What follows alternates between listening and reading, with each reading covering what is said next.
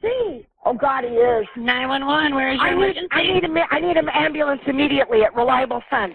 We got an employee that shot people. Where is the person that shot him? I don't. Is just racist. Just flat out racist.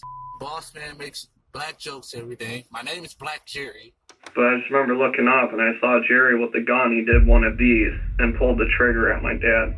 The Macomb County jury has found a man guilty of murdering his boss at a Clinton Township fence company. Now, 32-year-old Jerry Motley now faces life in prison for gunning down his boss at Reliable Fence. On the morning of January 9th, 2018, the air in Clinton Township, Michigan was biting. For most, it was just another Tuesday, the start of another grueling shift in the world of blue-collar labor. But for 25-year-old Jerry Motley, this wasn't just a commute. It was the opening scene to a workplace massacre that would later be relived twice in a courtroom and end with two juries calling it what it was: premeditated murder. Before the sirens, before the crime scene tape and the TV trucks, there was just this: a 25-year-old man alone in his car. For about a year, Jerry had worked at a small company called Reliable Fence, a family-style outfit in Macomb County that installed fences across Metro Detroit. To most of the crew, he wasn't just Jerry, he was Black Jerry. They claimed it was just to tell him apart from another Jerry on the job. To Jerry, it was something uglier, a reminder that even at work, his skin walked into the room before he did. Reliable Fence called itself a family. The kind of place where the owner knew your kids' names, where Christmas bonuses came in envelopes and not emails. On paper, it was just another small Macomb County business trying to survive Michigan winters. At the top was 61-year-old owner Thomas Badke, a man described as generous, the kind of boss who'd play Santa for neighborhood children and help an employee through a rough patch. But in Jerry's eyes, Tom was also the man who let the jokes fly. The one who, he claimed, once held a watermelon up in his face and told him he'd do anything for a slice. Whether every detail of Jerry's story was true or not, one thing is certain. Investigators would later say this shooting grew out of bullying, of so-called jokes that went way too far. Then there was Angelo McHale. He'd been at Reliable Fence for years, a veteran of the yard and the shop. Some saw him as the unofficial enforcer, a man who, according to coworkers, could be quick with his hands, grabbing people by the neck or flicking cigarettes when he felt disrespected. To Jerry, Angelo wasn't just another coworker, he was a symbol, a daily reminder of the imbalance of power in that shop, and of the Black Jerry label that never seemed to peel off. There were others in this tight little ecosystem too. One of them was Jeff, the man Jerry called his best friend at the company, the one he joked with, rode to jobs with, trusted just enough to spare his life, sort of. Long before that January morning, something in Jerry had started to harden. He bought a semi-automatic pistol months in advance, a weapon he'd never legally needed for the job he had. He later said he didn't even know how to use it at first. So he did what his generation does when it doesn't know something. He went to YouTube. In his mind, this wasn't a snap. It was a slow build. A year of black jokes, of nicknames, of feeling like he was being singled out, added to something else, a belief that everyone in that shop was against him except Jeff.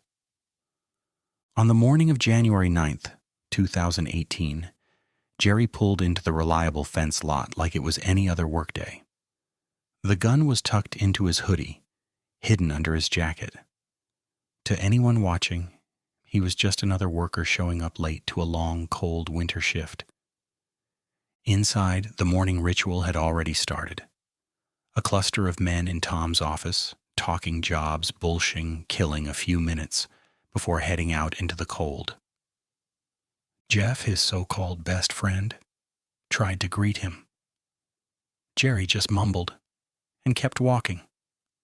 Somewhere between the parked cars and that office door, he'd made a choice. And once he made it, there was no coming back. Suddenly, the back door swung open. Jerry stood there, pistol drawn. He didn't hesitate. "You motherfuckers told you stop with me." The first bullet found Angelo McHale. In that cramped office with nowhere to run, the smell of gunpowder hit the air instantly. Angelo went down with 2 bullets in his body, wounded but somehow not dead. This wasn't one of those shootings where everyone just froze.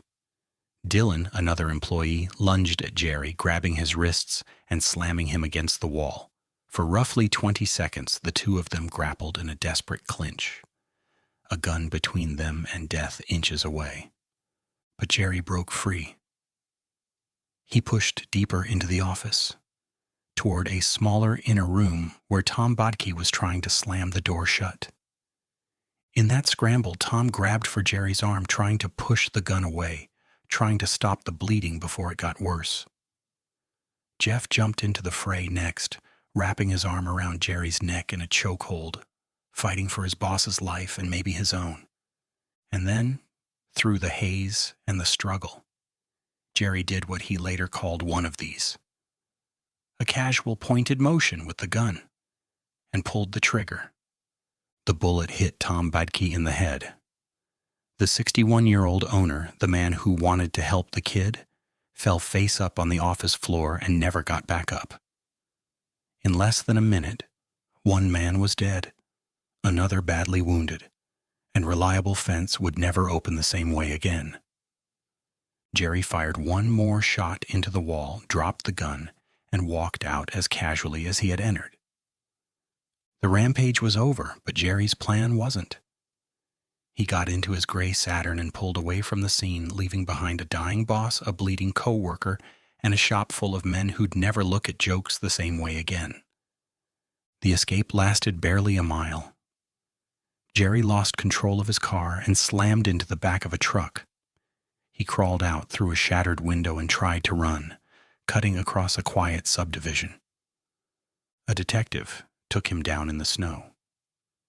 Within hours, the same man who'd filmed himself complaining about racism was sitting in a small room at the station, calmly confessing to shooting his coworker and executing his boss. In the interrogation room, any illusion that this had been some blind, uncontrollable snap started to fall apart. Jerry didn't just talk about being bullied. He laid out a plan. He said he intended to kill everyone in the shop except Jeff. For the man he called his best friend, he had a different punishment in mind. He wanted to shoot Jeff in both legs so he could never walk again. I know what I did was wrong. But hey, it was my choice. As a human being, you make choices you gotta deal with. It was a line that would haunt the case. A man talking about murder not as a breakdown, but as a decision he'd weighed and accepted. For Tom Badke's family, this wasn't a story about bullying. It was about a father who didn't come home, a husband whose wife was battling cancer, now left to face treatments and grief without the man who had promised to stand next to her through all of it. Angelo McHale, shot twice, survived his wounds, but survival doesn't erase the violence.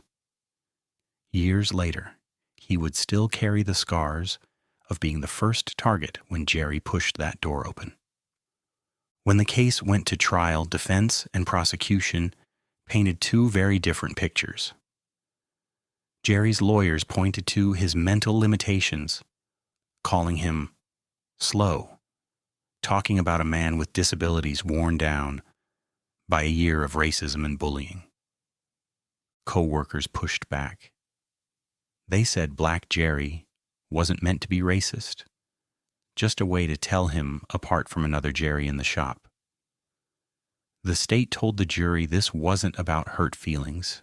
It was about a man who bought a gun months in advance and walked into work determined to use it. The jury agreed with the state. they found Jerry Motley guilty of first-degree premeditated murder, going armed with a dangerous weapon with unlawful intent, and 2 counts of felony firearm. He was sentenced to life in prison without the possibility of parole. For most people, that would have been the end. But in Jerry's case, the story didn't stop at the first life sentence. An appeals court later threw out his conviction, ruling that his original defense lawyer had been ineffective. Years after the shots at Reliable Fence, Jerry came back to court for a second chance, another trial, another jury, another attempt to redefine what happened that cold January morning. This time, Jerry's defense went even further. They argued he was legally insane when he pulled the trigger, that his mind had snapped under the weight of racism, bullying, and his cognitive issues. Over the course of a 2.5-week trial, the jury listened to experts, co-workers, and cops. They watched the same videos, heard the same confession, and replayed that morning step by step. And again, they came to the same conclusion. This wasn't insanity. It was intent. They found him guilty of first-degree murder all over again. On resentencing, the judge didn't have much wiggle room. Michigan law is clear. First-degree murder carries mandatory life without parole. A man found guilty twice of murdering his boss will spend the rest of his life in prison. By the time of that second sentencing, Jerry was 32 years old. 2 trials, 2 guilty verdicts, and the same result. A future measured not in years of freedom, but in prison counts and parole dates that will never come. For the state of Michigan, Jerry Motley will die a number. For the people who worked at Reliable Fence, he will always be the co-worker who turned their job site into a war zone. Later, his words got even darker. In one of his final exchanges with detectives, he stripped away any hope of sympathy. Bury me. Lock me up. Leave me to rot.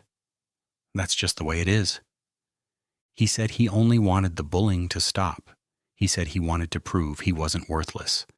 Instead, he left a family without a father, a wife with cancer without her caretaker, a survivor with bullet wounds that will never fully heal, and himself locked away, left to rot for the rest of his natural life.